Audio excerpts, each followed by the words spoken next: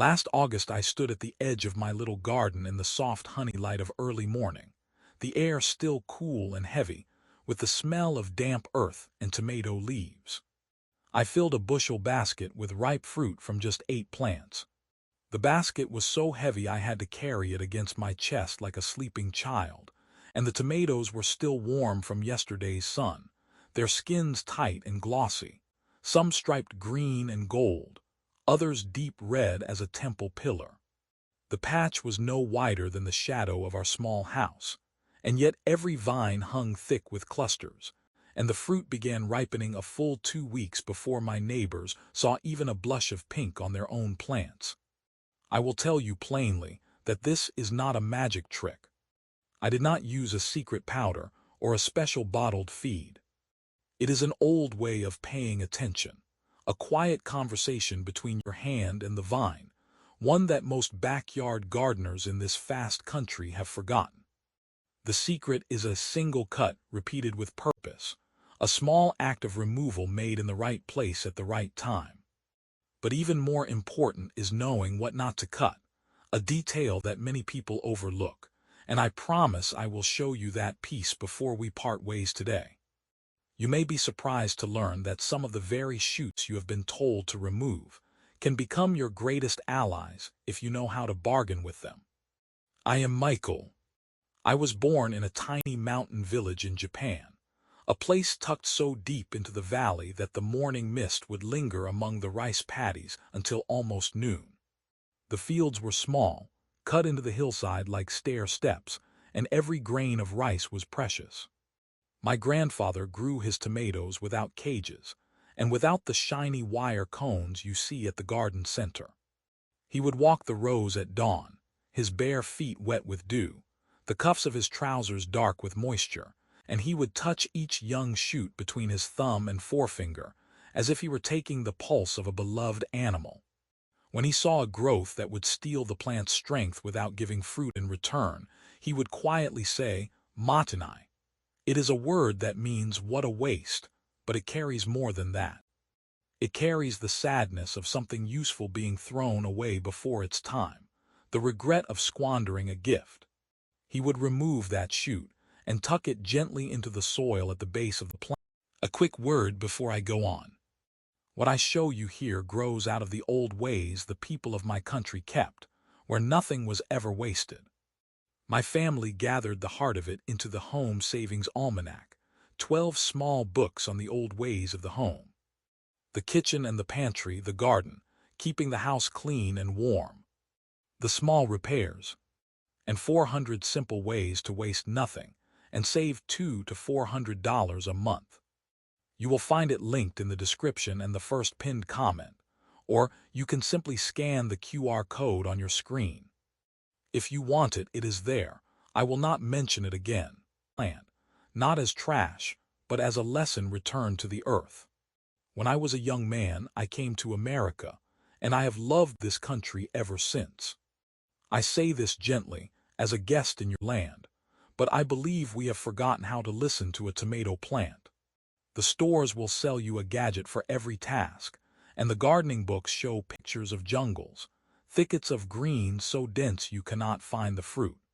But my grandfather's way, the way of the old people who had very little, can coax more fruit from a single square foot than a whole sprawling bed. So before I go deeper, tell me in the comments where you live and what you grow. I read every one. It brings an old man great peace to know that somewhere, in a garden far from here, someone is holding a sucker between their fingers and remembering. Now let us reframe what most folks get wrong. When a young person sees a tomato plant full of branches and side shoots, sprawling outward in all directions, they think it is prosperous. It looks bushy and lively, a testament to good soil and strong fertilizer.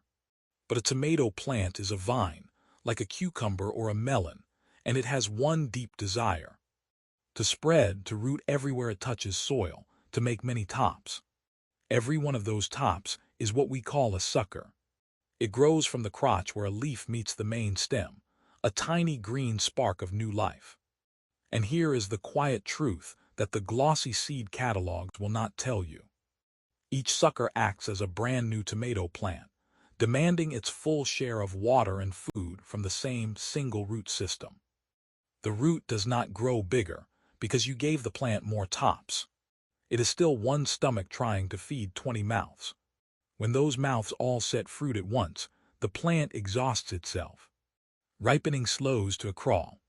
Fruit stays green and hard on the vine, and the first cool nights of autumn arrive before you have tasted a single red slice.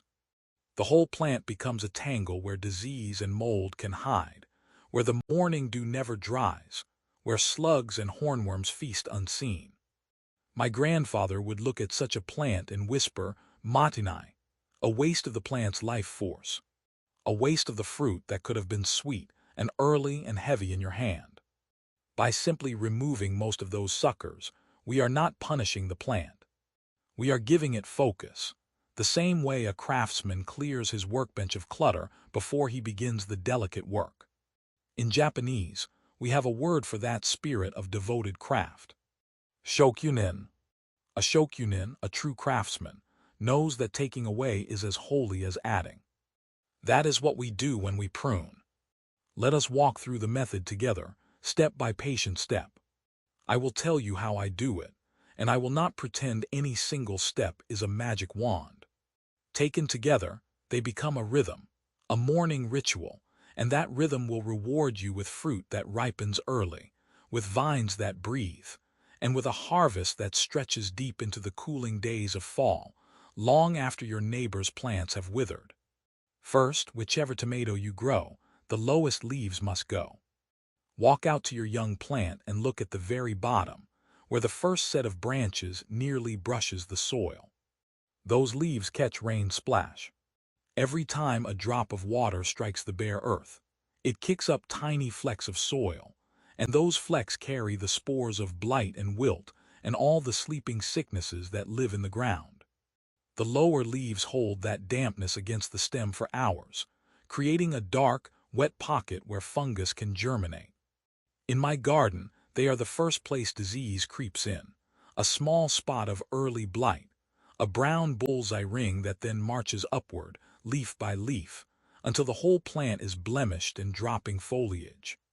I cut those leaves away with a clean pair of scissors, leaving a bare trunk of a handspan above the earth, like a smooth young tree. My grandfather would say that a plant must have its feet dry, just like an old man who wears clean socks and does not walk in the wet grass.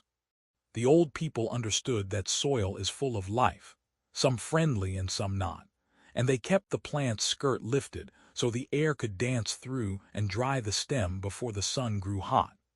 Later, the plant scientists at the agricultural schools confirmed what the old farmers knew: that better air circulation at the base drastically cuts down on soil-borne fungal diseases. They did their studies and published their papers, and the conclusion was the same thing my grandfather learned by watching the morning dew. But I remind you, do this early, before the leaves begin to yellow and spot, and never strip so much at once that the plant looks naked and shocked.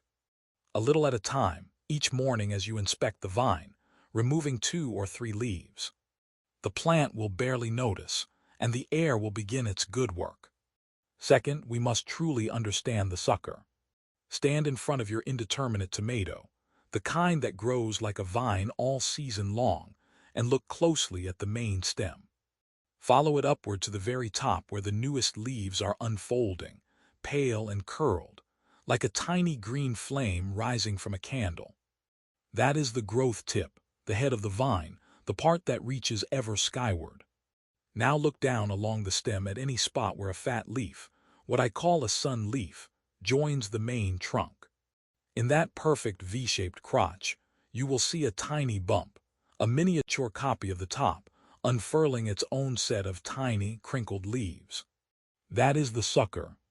It emerges almost shyly, a pale green thing, and if you let it grow for even a week it will become another stem, complete with its own leaves, its own flowers, and its own side suckers. In one season, a single plant can become a thicket of 6 or 10 individual vines, each competing for the same cup of water, the same pinch of nitrogen.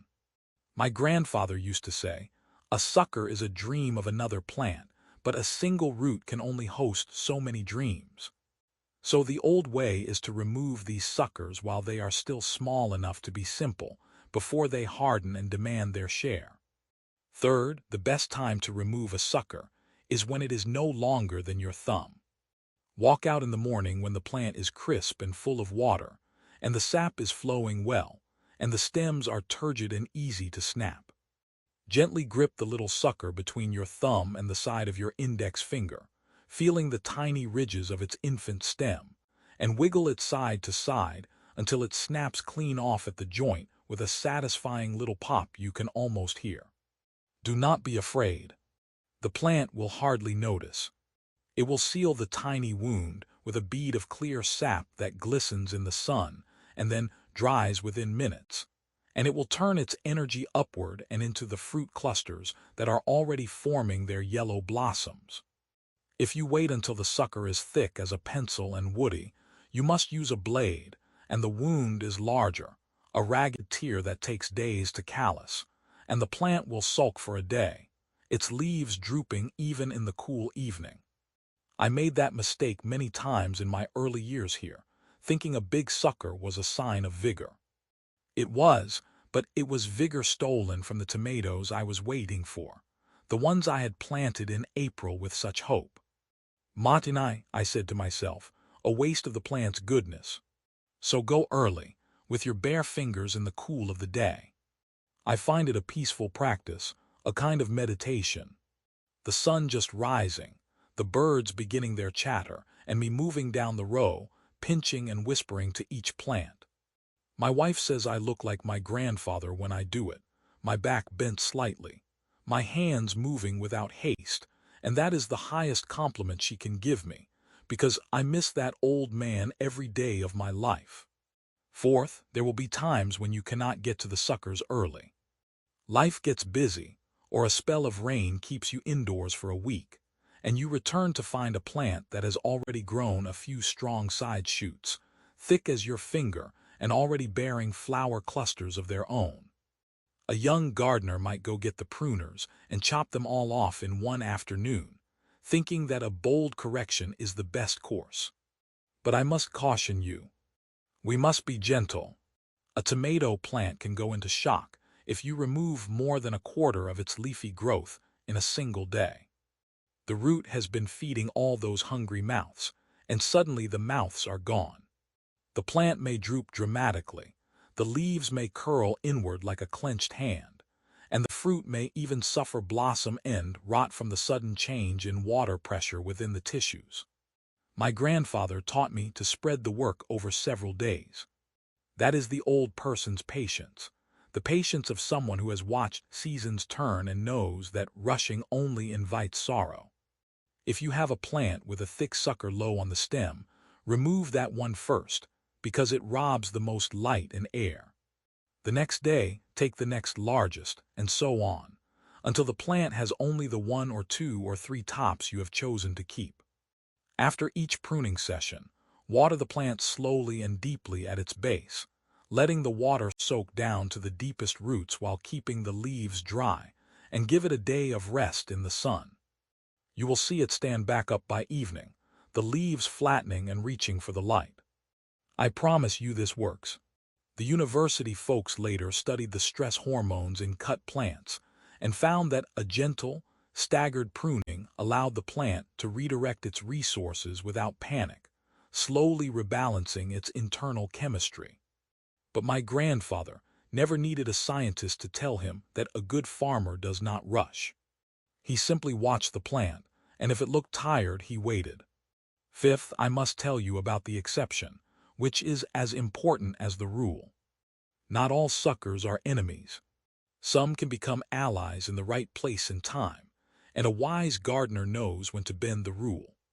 If you grow large beefsteak tomatoes, the kind that can cover the palm of your hand, and you live where the summer sun beats down like a hammer on an anvil, the heavy fruit can get sunburned. You will see a pale, leathery patch on the shoulder of the tomato, a spot where the skin becomes tough and inedible, almost like thick paper. The old folk in my village called it yakido, like a burn from a flame, and they would shield their prize fruit with a cloth or a broad leaf tied in place. To prevent this without extra work, we leave one or two suckers right in the center of the plant, low enough that they will grow a small canopy of leaves over the developing fruit. Let them grow from the main stem, where the first large fruit clusters form, but once they have put out a few decent leaves, pinch out their growing tips so they do not become full stems competing for dominance. They become living umbrellas, nothing more, filtering the harshest midday light while still allowing the morning and evening sun to reach the fruit. This is not a waste of energy. It is a wise investment in protecting the harvest. But I will be honest with you.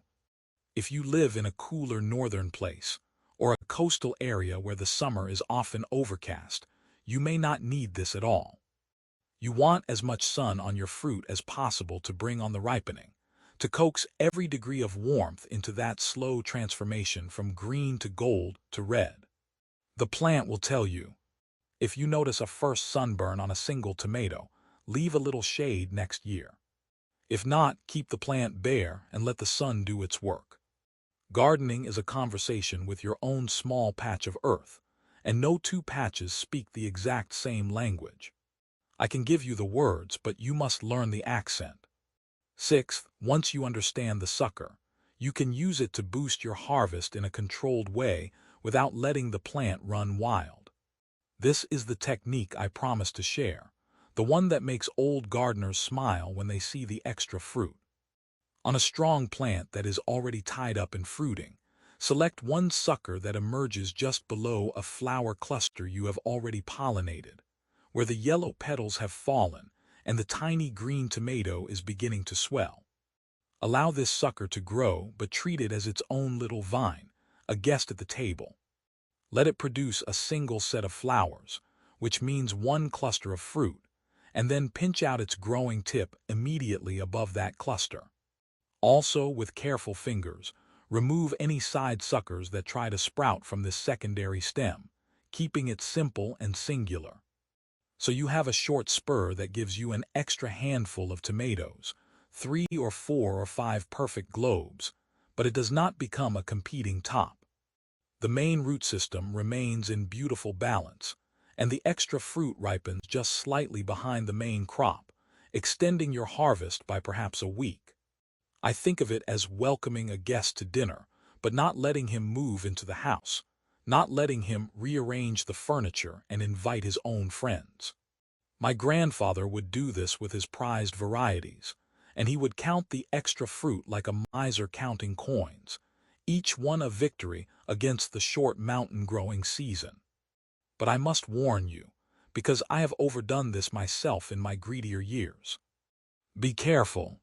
1 or 2 such spurs per plant, no more. If you leave 10 of them, you are right back where you started, with a panting, overloaded vine that cannot ripen what it has set. The fruit will be small and watery, and the plant will stop producing new blossoms. Mottainai. Do not waste the balance you worked so hard to create. If you are ever in doubt, err on the side of removing rather than keeping. Better to have fewer tomatoes of the highest quality than a bushel of hard green marbles when the frost comes. Seventh, let us speak of the tools and the weather, because even the right cut made on the wrong day or with dirty blades can open the door to sickness. Always disinfect your pruners or scissors when moving from one plant to the next.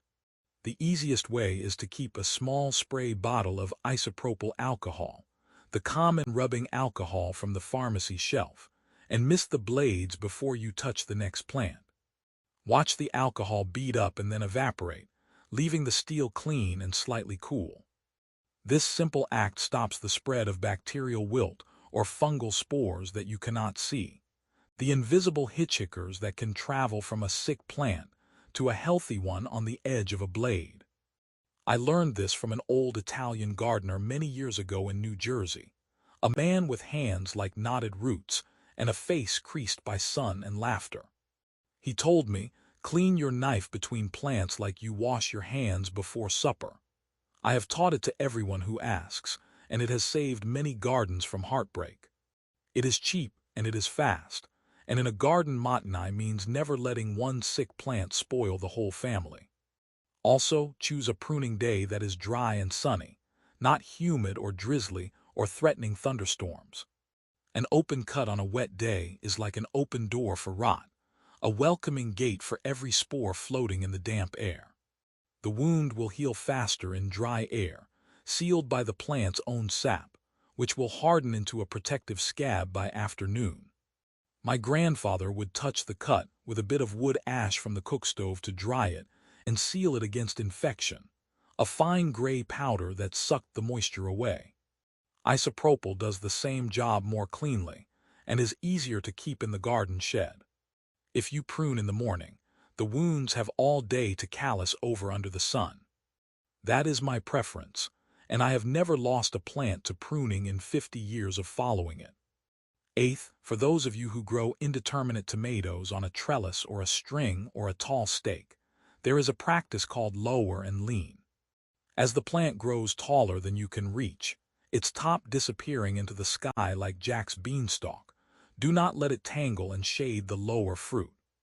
A tall, unruly plant will cast a permanent shadow on its own lower leaves and developing clusters, slowing ripening and inviting dampness.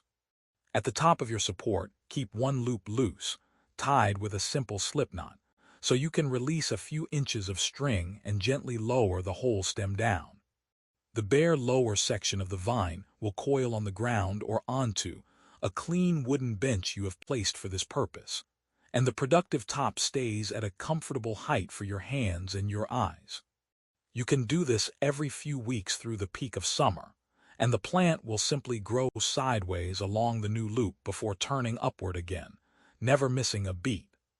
This lets you keep the plant to a single or double stem for the entire season, without ever needing a ladder or stretching until your shoulders ache. The old farmers in Japan grew cucumbers on bamboo frames and would lower them the same way, feeding the coiled vine back along the ground and covering the bare stem with a handful of fresh compost. I first saw it done with tomatoes in a small Pennsylvania greenhouse years ago, and I stood there with my mouth slightly open, thinking to myself, how simple and how clean. No waste of space, no waste of light, no waste of a single bloom. Just like my grandfather's garden, where every row had a purpose and no foot of soil was idle. Ninth, and this is a caution I must share with great emphasis, do not prune your determinate tomatoes in this way. The determinate varieties, the bush types that grow to a certain size, perhaps 3 or 4 feet, and then set all their fruit in a short, generous flush over a few weeks, are different creatures.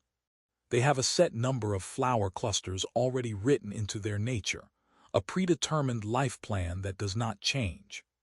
If you go cutting out their suckers, you are cutting off potential fruit, because each sucker is part of that final generous flush, a branch that will end in a cluster of blossoms. Remove the sucker, and you remove the tomatoes that would have ripened there. The only pruning they need is the removal of the lowest leaves for airflow, just as I described at the start, lifting their skirt so the soil cannot splash disease upward. I know it is tempting to apply one rule to everything, to simplify the world into a single instruction, but the garden does not work like a factory. It works like a family, each member with a different temper and a different way of growing. So when you buy your seed or your start at the nursery, look at the label. Read it with care.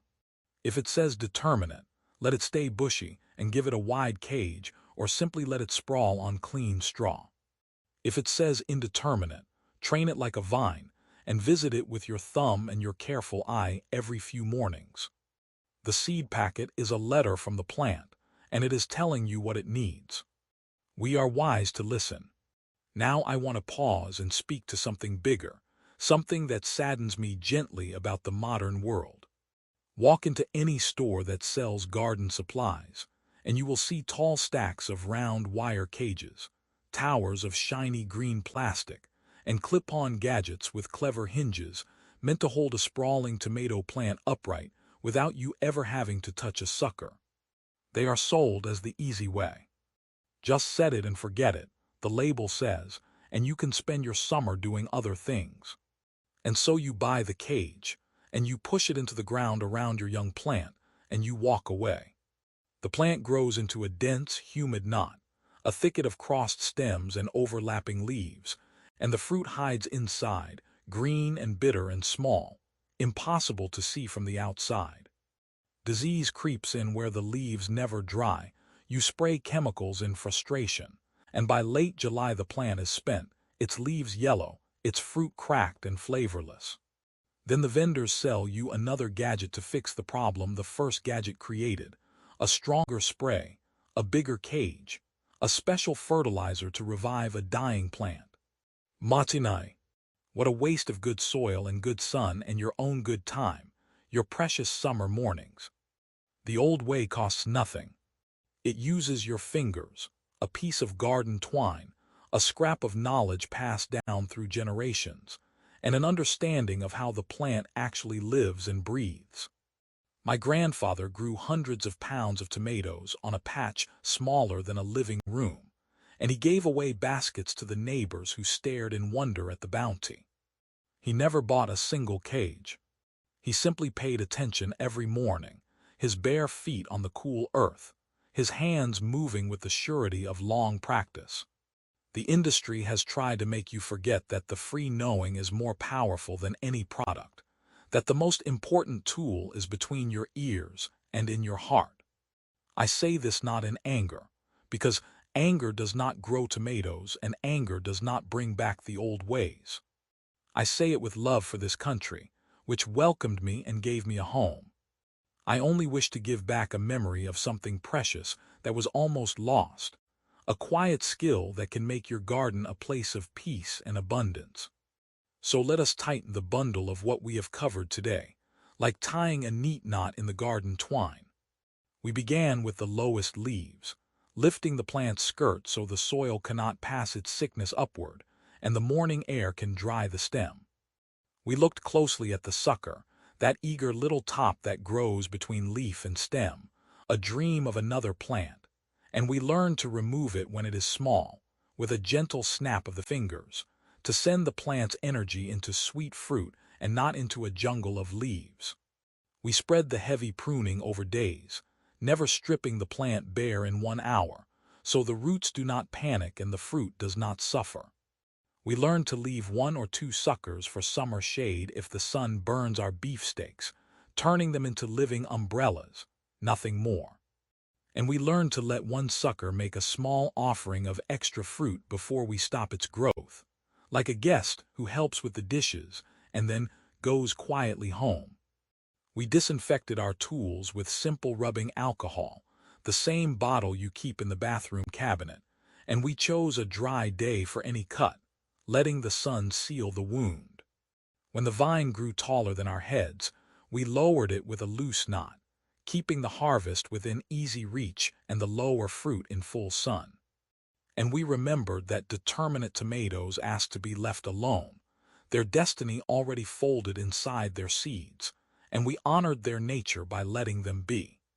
Now I ask you again, because your stories are the soil in which my own little lessons take root and grow. Tell me in the comments where you garden, and what tomato variety you treasure above all others. I read every one. I want to hear about your brandywines, your sungolds, your old Italian splitting beauties that you save seed from every year, your Cherokee purples, your mortgage lifters. When I read those words, I am back in my grandfather's village, and the world becomes small and good again, and I can almost smell the damp earth and the tomato leaves. At the end of the day, a tomato plant is not a machine you force. It is a living stream, and you are only guiding its flow, removing the branches that would send the water into a stagnant pool. When you prune it with a quiet hand, you are remembering something this fast country has mislaid. You are keeping alive the patience of those who came before, the grandmothers and grandfathers who knew that taking away with love can bring greater abundance than piling on. A plant will always follow its nature, but you can whisper to that nature and ask it to pour its sweetness into fewer, fuller, riper fruit, each one a jewel. That is the shokunin spirit, the craftsman's devotion in the garden. And above all, I hope you feel that old word in your chest when you look at a healthy vine. Mottainai, do not waste the life it offers. Honor it with your attention, and it will honor you with a table full of tomatoes, warm from the sun, ready to be sliced and salted and shared with the people you love.